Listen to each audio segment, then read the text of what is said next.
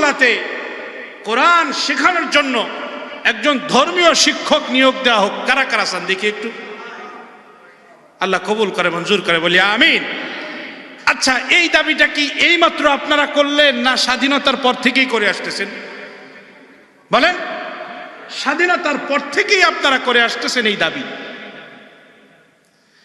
গণিত শেখানোর জন্য গণিতের মাস্টার দরকার আছে না নাই? স্কুল নিয়োগ দেয় কি দেয় না? ইংরেজি শেখানোর জন্য একজন ইংরেজি টিচার স্কুল নিয়োগ দেয় কি দেয় না? আমার ভাইয়েরা, বাংলা ভাষা সাহিত্য শেখানোর জন্য একজন ভালো বাংলা টিচার স্কুল কর্তৃপক্ষ, রাষ্ট্র, সরকার নিয়োগ দেয় কি দেয় না? তাহলে ইসলাম ধর্ম এটাও তো সিলেবাসে আছে না নাই? ইসলাম শিক্ষা নামে বইগুলা আছে আমাদের স্কুলগুলাতে, প্রাইমারিতে আছে, মাধ্যমিকেও আছে। তো ইসলাম শিক্ষা এইটা পড়ানোর জন্য কি একজন ধর্মীয় শিক্ষকের দরকার আছে না নাই? তাহলে আমাদের সন্তানদেরকে কেন দেওয়া হয় না? এই বৈষম্য কেন আমাদের সাথে করা হয়? প্রশ্ন আছে না নাই? আমার ভাইয়েরা, আমার বন্ধুরা, আমি নিজে ক্লাস 3-তে স্কুলে ইসলাম শিক্ষা পড়েছি। বরুণ চন্দ্র বিশ্বাস, আমার স্যারের নাম কি? বরুণ চন্দ্র বিশ্বাস। নাম শুনে নিশ্চয়ই আপনারা বুঝতে পেরেছেন উনি অনেক বড় একজন আল্লাহওয়ালা। হ্যাঁ, মুসলমান কি উনি? তাইলে বলুন তো দেখি, আমার ইসলাম শিক্ষা পড়ানোর জন্য কি এই দেশে কোনো মানুষ নাই?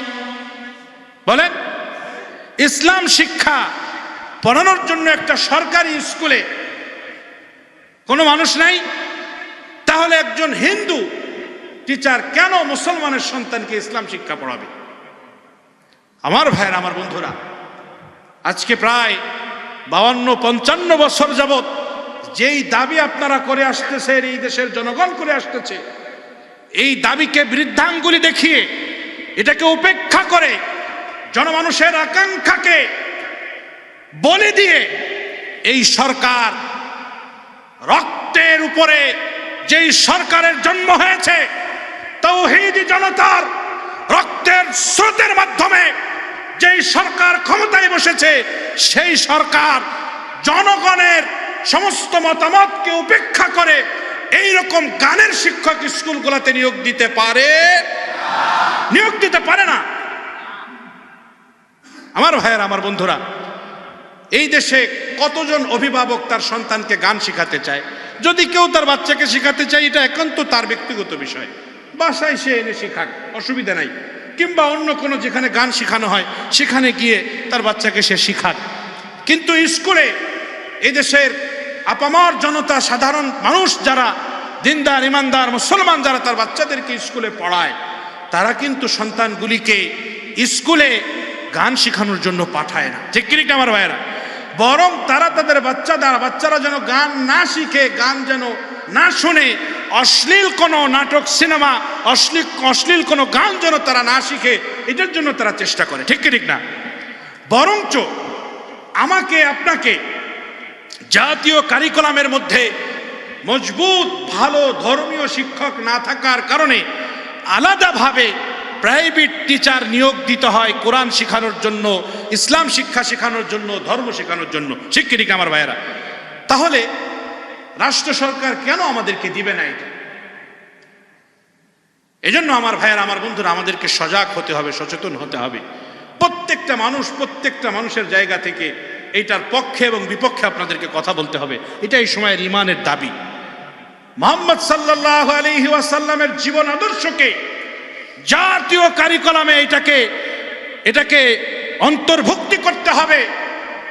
এবং শুধু বই আকারে দিলেই হবে না, বরং যারা মুহাম্মদ সাল্লাল্লাহু আলাইহি ওয়াসাল্লামকে ব্যক্তি জীবনে, পারিবারিক জীবনে, সামাজিক জীবনে, তার পুরো জিন্দেগিতে মুহাম্মদ সাল্লাল্লাহু আলাইহি ওয়াসাল্লামের আদর্শকে লালন করে, এইরকম একজন শিক্ষকও দিতে হবে। ঠিক কি ঠিক আমার ভাইয়েরা?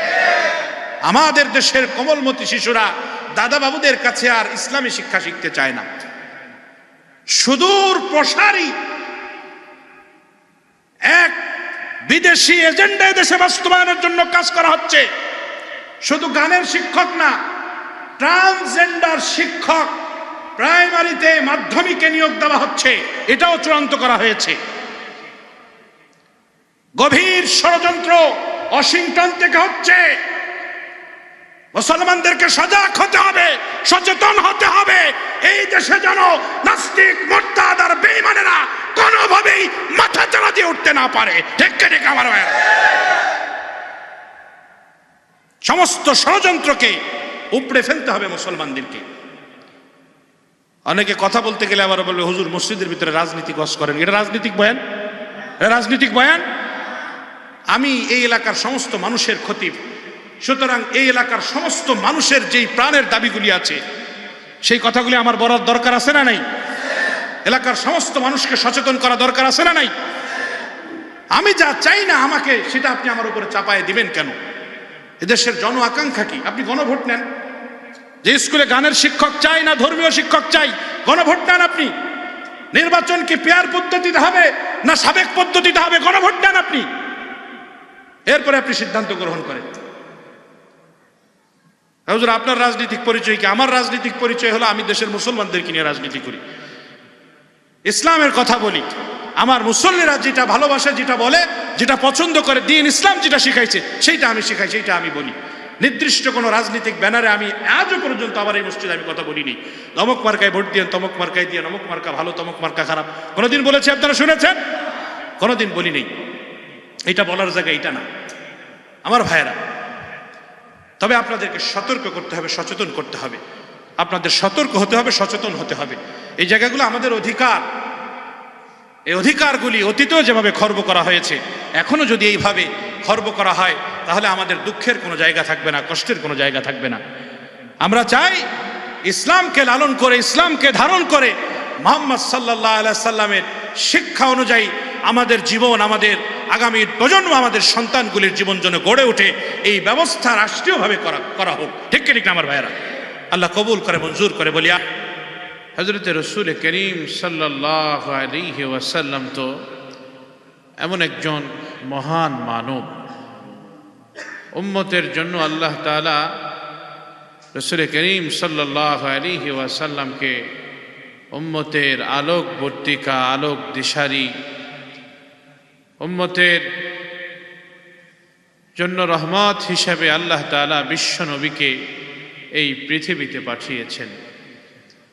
আল্লাহ বলেন, ওয়ামা আরসালনাকা ইল্লা রাহমাতাল লিল আলামিন। নবী হে, আমি আপনাকে বিশ্ববাসীর জন্য রহমত স্বরূপ পাঠিয়েছি, প্রেরণ করেছি। এজন্য আমার ভাইয়েরা, যেই নবীকে আল্লাহ তাআলা বিশ্ববাসীর জন্য রহমত হিসেবে প্রেরণ করেছেন, যেই নবীকে আল্লাহ তাআলা পৃথিবীবাসীর জন্য শিক্ষক হিসেবে, মুআল্লিম হিসেবে প্রেরণ করেছেন, ওই নবীর অনুসরণ, অনুকরণ বছরে একদিন, মাসে একবার নাকি সারা জীবনের সব সময় যতবার, যত শ্বাস নিঃশ্বাস আমরা ফেলব, প্রতিটা শ্বাস নিঃশ্বাসেই নবীর অনুসরণ দরকার আছে না নাই? এই জন্য আমার ভাইয়েরা, যদিও রবিউল আউয়াল মাস আসলে রাসূল করিম সাল্লাল্লাহু আলাইহি ওয়াসাল্লামের জীবন ও কর্ম নিয়ে অনেক বেশি আলোচনা সারা পৃথিবীতেই হয়, যেহেতু এই মাসেই রাসূল করিম সাল্লাল্লাহু আলাইহি ওয়াসাল্লাম পৃথিবীতে এসেছে, এই মাসেই রাসূল করিম সাল্লাল্লাহু আলাইহি ওয়াসাল্লাম পৃথিবী থেকে বিদায় নিয়েছেন। আমার ভাইয়েরা, প্রশ্ন হলো, সামনে আসতেছে আগামীকালকে 12ই রবিউল আউয়াল। এখন আমরা কি হুজুর রবিউল আউয়ালে নবীর জন্মদিন পালন করব কিনা? নবীর জন্মদিন পালন করার জন্য আমরা আমাদের ছেলে মেয়ের জন্মদিন পালন করার জন্য যেই রকম কেক কাটি, তো নবীর জন্মদিন পালনের জন্য এরকম কেক কাটা দরকার আছে না নেই? নবীর জন্মদিন উপলক্ষে রাস্তায় আনন্দ মিছিল করব কিনা? নবীর জন্মদিন উপলক্ষে খিচুড়ি রান্না করা, বিশাল বড় বড় ডেক পাটিল চড়ায়া খাবার দাবার, মিষ্টান্ন মানুষের মাঝে বিতরণ করা, মানুষকে খাওয়ানো তো ভালো কাজ, এই ভালো কাজটা আমরা করব কিনা? এ ধরনের প্রশ্ন আছে না নেই? আমার ভাইয়েরা, আমার বন্ধুরা, একটা তো হলো ইসলামের মৌলিক শিক্ষা, সেটা হলো ইসলামে কোনো মানুষের জন্মদিন পালন কিংবা মৃত্যু দিবস পালনের কোনো সিস্টেম, কোনো পদ্ধতি নেই। এটা হলো ইসলামের মৌলিক সিদ্ধান্তগুলির একটি। হযরত রাসূল করিম সাল্লাল্লাহু আলাইহি ওয়াসাল্লাম নবীজির পুরো জীবনীতে একবারের জন্য ওনার 8টা সন্তানের একজনের জন্মদিনও পালন করেনি। রাসূল করিম সাল্লাল্লাহু আলাইহি ওয়াসাল্লামের জীবদ্দশায় নবীজি সাল্লাল্লাহু আলাইহি ওয়াসাল্লামের 7টি সন্তান দুনিয়ার থেকে চলে গেছেন। কয়টা সন্তান? 7টা সন্তান। শুধুমাত্র হযরতে ফাতেমা রাদিয়াল্লাহু তাআলা আনহা রাসূলের ইন্তেকালের সময় জীবিত ছিলেন। তাও হযরতে ফাতেমার ইন্তেকাল রাসূল করিম সাল্লাল্লাহু আলাইহি ওয়াসাল্লামের ইন্তেকালের 6 মাস পরে হয়ে গেছে। আমার ভাইয়েরা, তো নবীজি সাল্লাল্লাহু আলাইহি ওয়াসাল্লাম একটি বারের জন্য এই 7 জন সন্তান যে দুনিয়ার থেকে চলে গেছে তাদের একজনেরও মৃত্যু দিবস পালন করে নাই। নবীজি সাল্লাল্লাহু আলাইহি ওয়াসাল্লামের পরম মহব্বতের, পরম ভালোবাসার পাত্র ছিলেন হযরতে খাদিজাতুল কুবরা আত-তাহেরা রাদিয়াল্লাহু তাআলা আনহা। নবীজি সাল্লাল্লাহু আলাইহি ওয়াসাল্লাম জীবনে একবারের জন্য খাদিজার জন্মদিন পালন করে নাই। খাদিজা রাদিয়াল্লাহু তাআলা আনহা এর ইন্তেকালের পরে রাসূল করিম সাল্লাল্লাহু আলাইহি ওয়াসাল্লাম পৃথিবীতে আরো প্রায় 13-14 বছর পৃথিবীতে ছিলেন, দুনিয়ায় ছিলেন।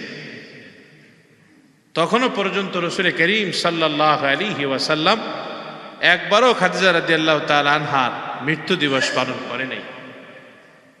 রাসূল করিম সাল্লাল্লাহু আলাইহি ওয়াসাল্লামের ওফাতের পরে যেই মানুষগুলি বিশ্বনবী রাহমাতুল লিল আলামিনের জন্য নিজেদের জীবনকে কোরবান করার জন্য সদা সর্বদা প্রস্তুত থাকতেন, যেই মানুষগুলি রাসূল করিম সাল্লাল্লাহু আলাইহি ওয়াসাল্লামের ছায়া হয়ে সব সময় রাসূলের সাথে লেগে থাকতেন, যেই মানুষগুলির কাছে সবচেয়ে পছন্দনীয় ছিল রাসূলের জন্য নিজের জানকে উৎসর্গ করা, যেই মানুষগুলি নিজেদের সমস্ত পছন্দকে, সমস্ত বৈধ অবৈধ সমস্ত চাহিদাকে, যে মানুষগুলি নিজের বাবা মাকে পর্যন্ত, বংশকে, আত্মীয় স্বজনকে পর্যন্ত বিশ্বনবীকে ভালোবাসতে গিয়ে এই সব কিছুকে ছেড়ে দিয়েছে, বিসর্জন করে দিয়েছে, সেই সাহাবায়ে কেরাম রাদিয়াল্লাহু আনহুম একটি বারের জন্য নবীজি সাল্লাল্লাহু আলাইহি সাল্লামের জন্মদিনও পালন করে নাই, মৃত্যু দিবসও পালন করে নাই।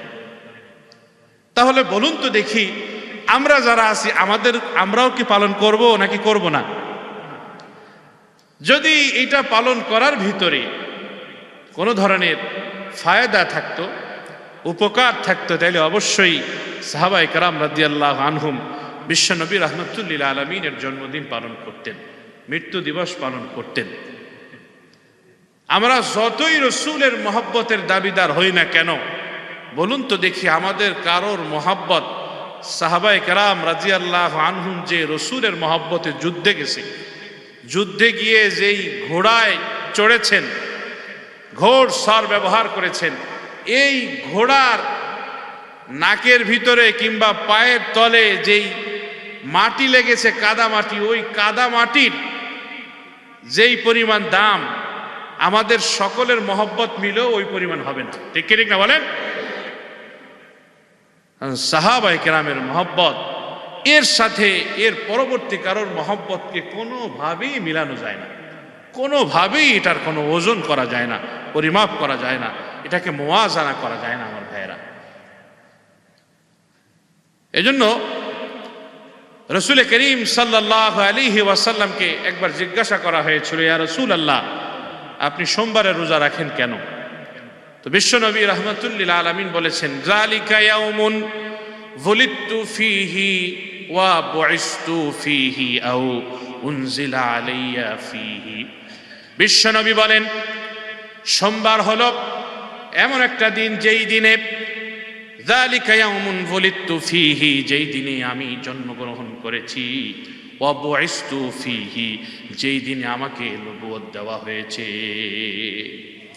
এজন্য আমি আল্লাহ তাআলার শুকরিয়া আদায়ার্থে, আল্লাহর কৃতজ্ঞতা আদায়ের জন্য আমি সোমবারে রোজা রাখি। তাহলে বোঝা গেল, যদি রসুল করিম সাল্লাল্লাহু আলাইহি ওয়াসাল্লামের জন্মদিন পালন করতেই হয়, তাহলে নবীজি সাল্লাল্লাহু আলাইহি ওয়াসাল্লাম যে সোমবারে রোজা রেখেছেন, তাহলে জন্মদিন পালন হবে সোমবারে রোজার মাধ্যমে। ঠিক কি ঠিক না বলেন? এইটা হাদিসে পাওয়া যায়। কোন নিয়ামত আল্লাহ তাআলার পক্ষ থেকে অর্জিত হলে নবী আর রাসূলদের শিক্ষা কি ছিল? হযরত মূসা আলাইহিস সালাতু ওয়াস সালাম মুহররমের 10 তারিখে ফিরআউন ও তার স্বজাতি থেকে মুক্ত হয়ে স্বাধীন সার্বভৌমত্বে ফিরে এসেছেন, নিজ এলাকায় ফিরে এসেছিলেন। এজন্য পরবর্তী বছরগুলিতে হযরত মূসা আলাইহিস সালাতু ওয়াস সালাম মুহররমের 10 তারিখে আল্লাহ তাআলার শুকরিয়া আদায়ের জন্য সিয়াম পালন করতেন, রোজা রাখতেন।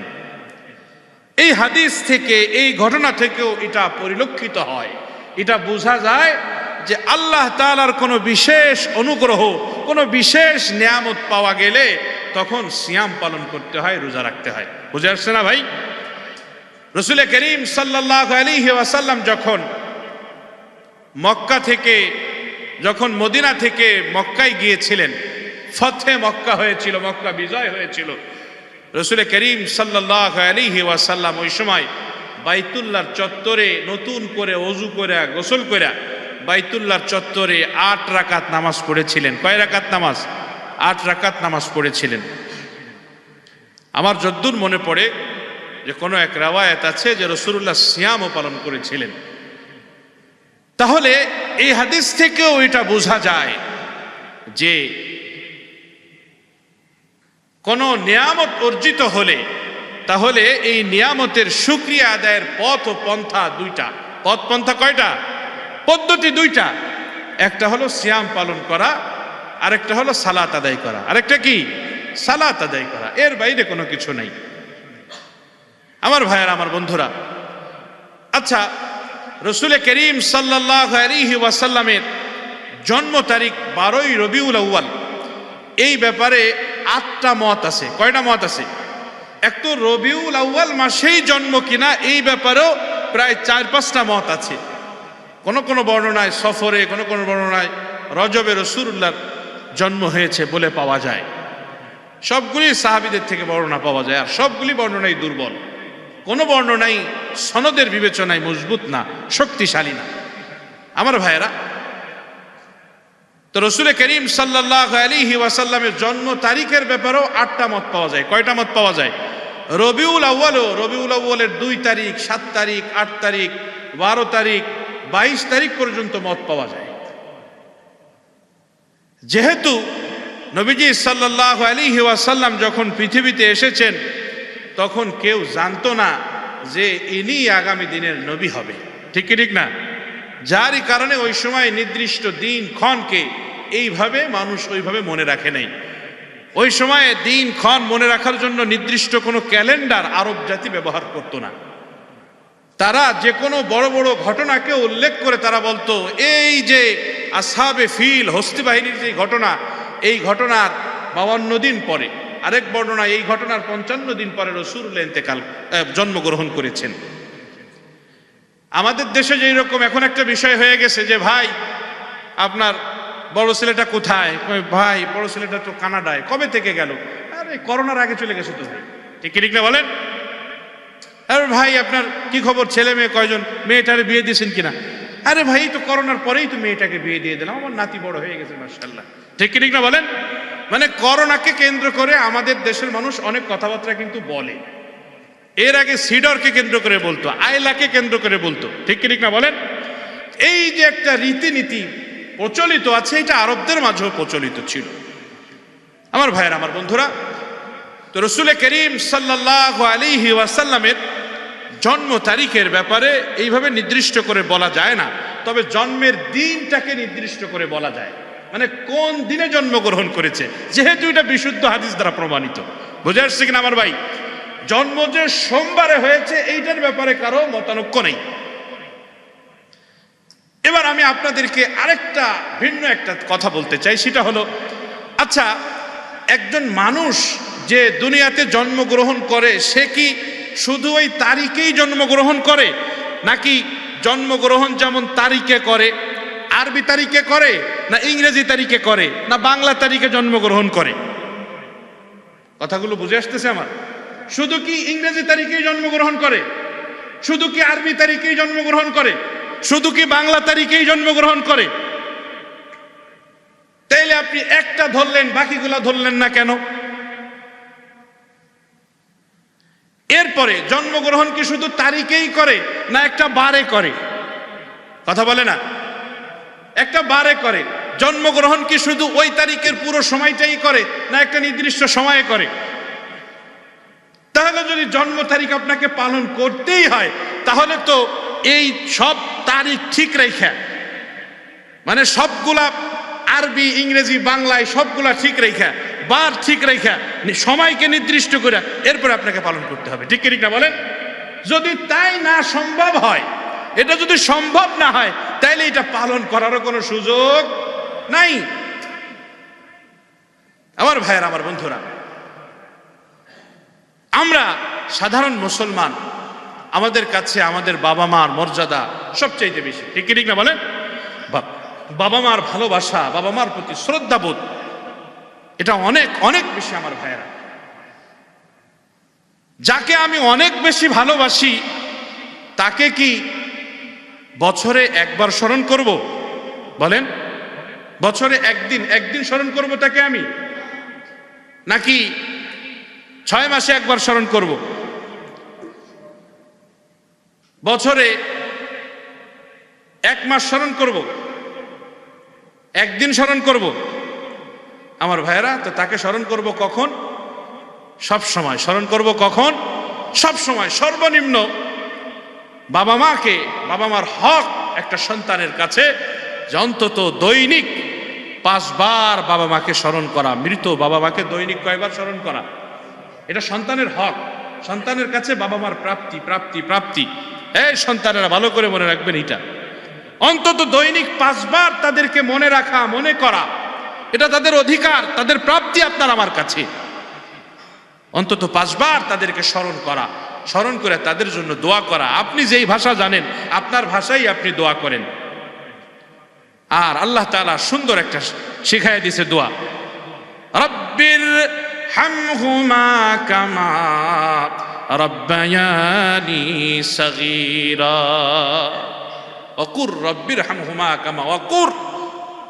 নবী আপনি বলেন, রব্বির হামহুমা কামা রব্বায়ানি সগীরা, আয় আল্লাহ, আমার বাবা মা ছোটবেলায় আমাকে যেইভাবে তাদের কোলে লালন পালন করেছে, আপনি আপনার রহমতের কোলে আমার বাবা মাকে এর চেয়ে আরো সুন্দরভাবে লালন পালন করুন। সুবহানাল্লাহ। এই দোয়া কিংবা যে কোনো দোয়া, যে কোনো ভাবে বাবা মাকে দৈনিক 5 বার স্মরণ করা দরকার। বছরে একবার কারা স্মরণ করতে চায়? যারা বাবা মাকে নিজেদের উপরে বোঝা মনে করেছে, যারা মনে করে বাবা মা বৃদ্ধ হয়ে গেলে তাদেরকে বৃদ্ধাশ্রমে রেখে আসতে হবে, ঘরে থাকলে নানান পেরেশানি, নানান ঝামেলা, সুস্থ অসুস্থ, ঔষধ, হাসি কাশি, বিভিন্ন পেরেশানি আমাদের আনন্দের সময় বাধা হয়ে দাঁড়াবে, ঝামেলা হবে, তাকে নিয়ে আমাদের সকলকে পেরেশানি ভোগ করতে হবে। সুতরাং তাদেরকে একটা বয়স্ক কোনো সেন্টারে রেখে আসলাম, সেখানে প্রতি মাসে তাদের জন্য কিছু টাকা পয়সা পাঠিয়ে দিলাম, সেখানে মাসে গিয়ে একবার দেখে আসলাম, কিংবা বৃদ্ধাশ্রমে রেখে আসলাম, মাসে মাসে টাকা পে করে দিলাম, আর বছরে একবার গিয়ে তাদেরকে দেখে আসলাম। এরপরে তাদের ইন্তেকালের পরে বছরে একবার তাদের জন্য কিছু খরচ টরচ করে একটু মিলাদ টিলাদ দেওয়া, দোয়া খায়ের করা। এইটা হলো ওই সন্তান করে যারা বাবা মাকে, বৃদ্ধ বাবা মাকে নিজেদের জন্য বোঝা মনে করে। বোঝা, ঠিক কি ঠিক না আমার ভাইয়েরা? প্রক্ষান্তরে যেই সমস্ত সন্তানেরা আসলেই তাদের বাবা মাকে ভালোবাসে, মহাব্বত করে, তারা কমপক্ষে দৈনিক 5 বার বাবা মারে স্মরণ করে। ঠিক কি ঠিক না আমার ভাইয়েরা? এজন্য আমার ভাইয়ের, আমার বন্ধুরা, বাবা মাকে আমি আপনি যেই পরিমাণ মহব্বত আর ভালোবাসি, এর চাইতে কম ভালোবাসি নবীকে। কথা বলে না? আরো বেশি, আরো শুধু বেশি না অনেক বেশি? জীবনের চাইতেও বেশি, নিজের জীবনের চাইতেও বেশি, নিজের জীবনের চাইতেও বেশি।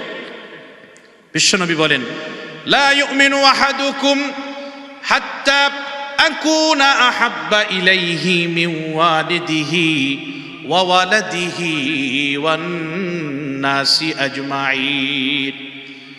তোমাদের কেউ ততক্ষণ পর্যন্ত পরিপূর্ণ মুমিন হবে না, পরিপূর্ণ ঈমানদার হবে না।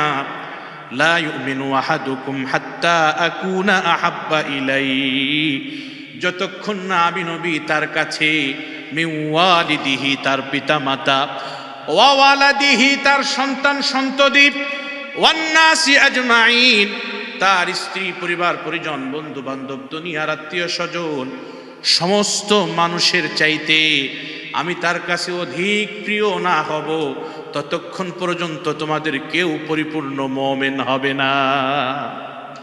এজন্য নবীকে ভালোবাসা এটা ঈমানেরও অংশ। ঠিক কি ঠিক আমার ভাইরা? যদি কেউ নবীকে সব কিছুর চাইতে বেশি ভালোবাসতে না পারে, তাইলে ওই লোকটা পূর্ণাঙ্গ মুমিন তাকে বলা যায়, পূর্ণাঙ্গ মুমিন বলা যায় না। নবীকে সবচাইতে বেশি ভালোবাসতে হবে আমার ভাইরা। তাহলে বাবা মাকে যদি ভালোবেসে দৈনিক তাদেরকে 5 বার স্মরণ করা তাদের অধিকার হয়ে থাকে, তাদের হক হয়ে থাকে, তাহলে বিশ্বনবীকে দৈনিক কতবার স্মরণ করতে হবে বলেন? 1 বার, 2 বার?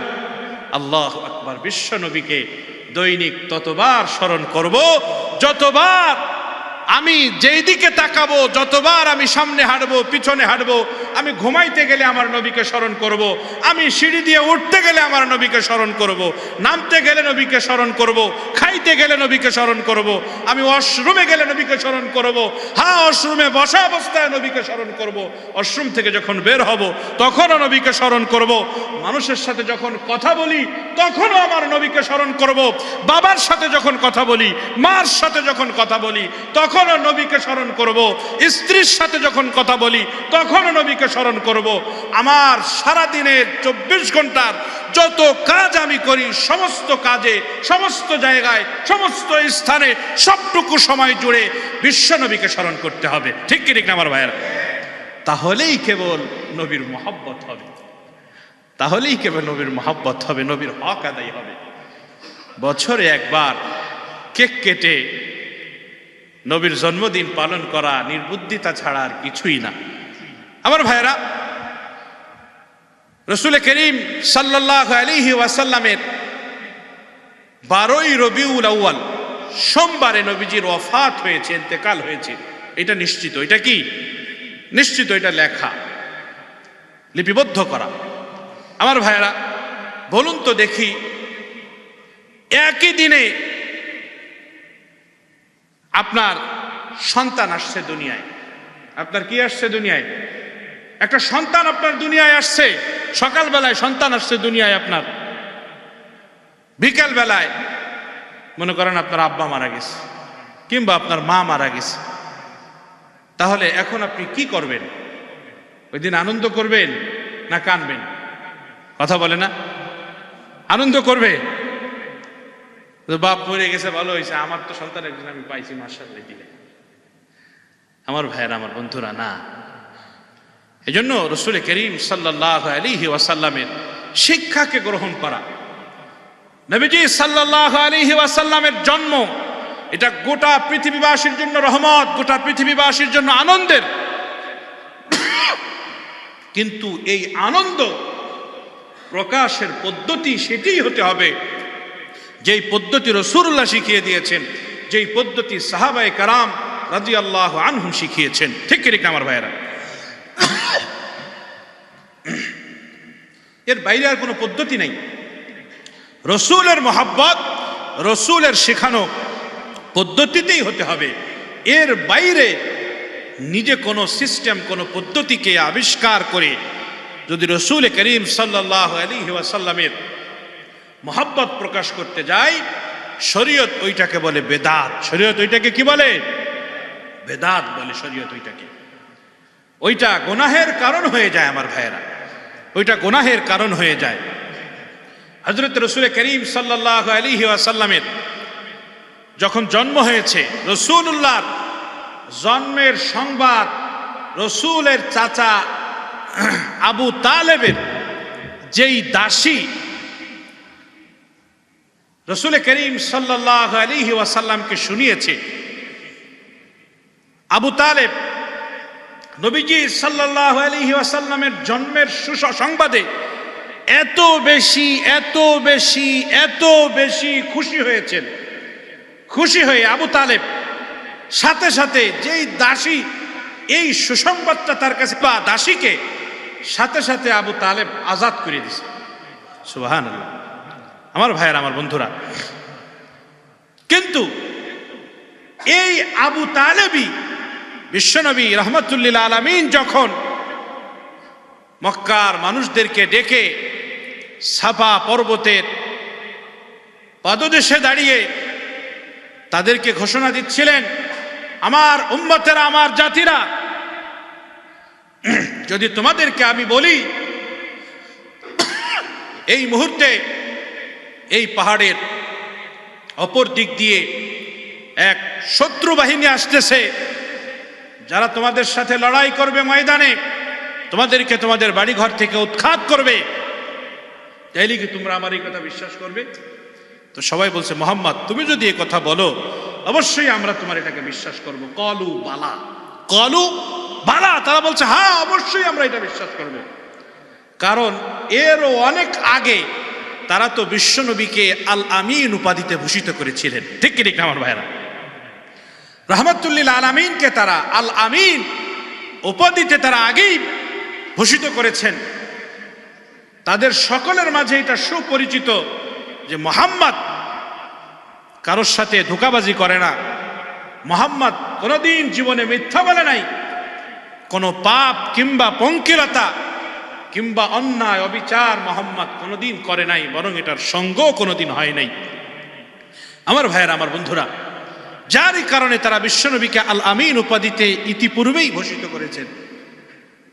রাসূল করিম সাল্লাল্লাহু আলাইহি ওয়াসাল্লাম যখন এই কথা এই শোনার পরে তাদেরকে পুনরায় আবার বলল, তাহলে তোমাদেরকে যদি আমি এখন বলি যে তোমরা, যদি তোমাদেরকে বলি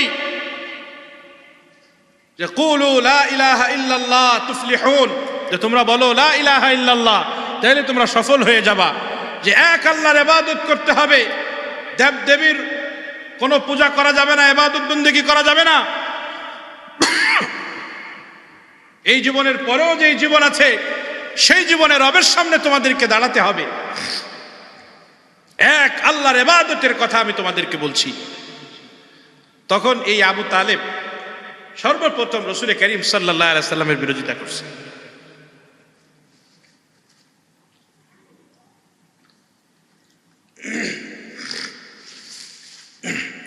সর্বপ্রথম রাসূল করিম সাল্লাল্লাহু আলাইহি সাল্লামের বিরোধিতা করছে, তুমি আমাদেরকে এই কথা বলার জন্য এখানে ডাকছো। আবু তালেব এটা বলে চলে আসছে। তার মানে বোঝা গেল আবু তালেব আব্দুল্লাহর ছেলে মুহাম্মদকে শুধু মহব্বত করে না, অনেক বেশি মহব্বত করে, যার জন্মের সংবাদ শুনে তার নিজের দাসীকে সে আজাদ করে দিছে।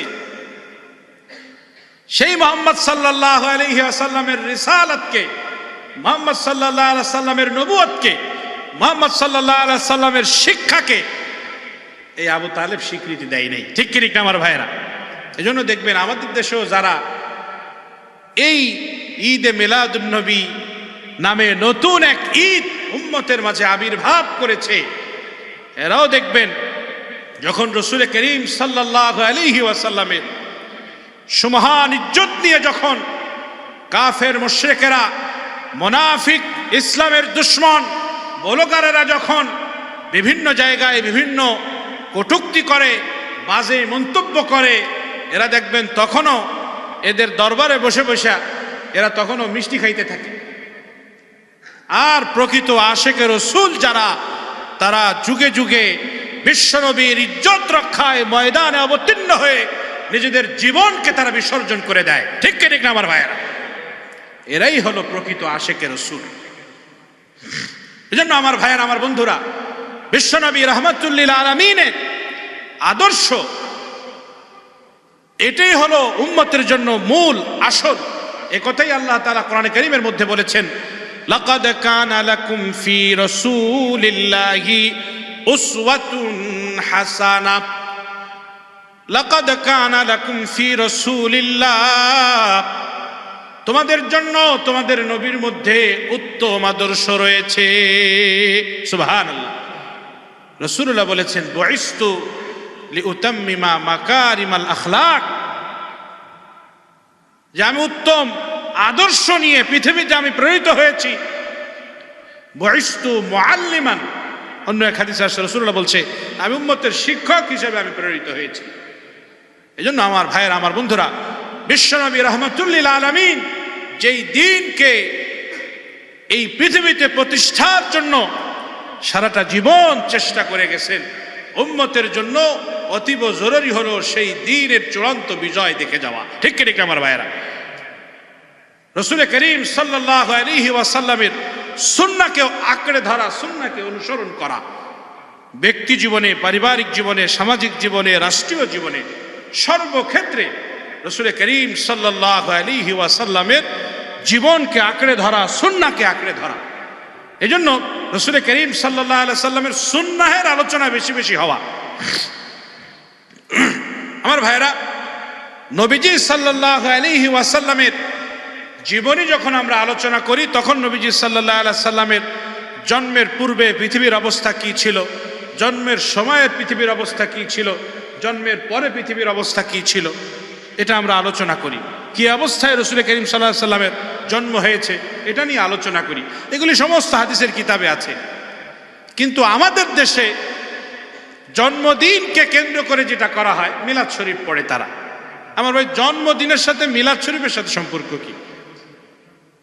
ভেলাদাতুন শব্দের অর্থ হলো, ভেলাদাতুন থেকে জন্মগ্রহণ।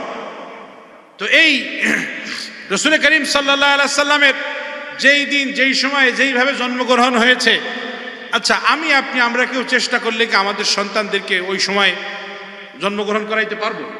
এটা কি সম্ভব? এটা সম্ভব না। আমার ভাইয়েরা, এটার আলোচনা থাকতে হবে। এটার কি থাকতে হবে? আলোচনা থাকতে হবে। রাসূল করিম সাল্লাল্লাহু আলাইহি ওয়াসাল্লামের জন্ম বৃত্তান্তের মধ্যে উম্মতের জন্য অনুসরণীয়, অনুকরণীয় কিচ্ছু নাই। রাসূল করিম সাল্লাল্লাহু আলাইহি ওয়াসাল্লামের পুরো জীবনের মধ্যে রয়েছে উম্মতের জন্য অনুসরণীয়, অনুকরণীয়। এজন্য নবীজি সাল্লাল্লাহু আলাইহি ওয়াসাল্লামের পুরো জীবনকে ফলো করতে হবে। আমার ভাইয়েরা, আমার বন্ধুরা, ওই যে বললাম, ব্যক্তি জীবনে, পারিবারিক জীবনে, সামাজিক জীবনে, রাষ্ট্রীয় জীবনে, সব জায়গায় নবীজি সাল্লাল্লাহু আলাইহি ওয়াসাল্লামের শিক্ষার আলোকে ছড়িয়ে দেওয়া। তাহলে এই পৃথিবীতে আর জুলুম থাকবে না, নির্যাতন থাকবে না, অন্ধকার, অমানিসা সব শেষ হয়ে যাবে। ইনসাফের দুনিয়া সারা পৃথিবীতে প্রতিষ্ঠিত হয়ে যাবে। আমার ভাইয়েরা, আমার বন্ধুরা, আজকে নতুনভাবে গত 2-3 দিন আগে আমাদের দেশে, সারা দেশে স্কুলগুলিতে 68,000 গানের শিক্ষক নিয়োগ দেওয়া হয়েছে। আপনারা কি এই যে যারা যেই কয়জন এখানে বসা আছেন, এরা কি কোনো দিন, কোনো জায়গায়, কোনো সময় আপনারা কি সরকারের কাছে কথা বলছেন যে হ্যাঁ আমাদের ছেলে মেয়ে স্কুলে যাচ্ছে, তারা গান শিখতে পারতেছে না, নাচ শিখতে পারতেছে না, সুতরাং সরকার মহোদয়ের কাছে আমাদের প্রাণের দাবি, অন্তরের দাবি, সময়ের দাবি যে আমাদের সন্তানদেরকে গান, নাচ শেখানোর জন্য স্কুলে একজন গানের শিক্ষক দিতে হবে?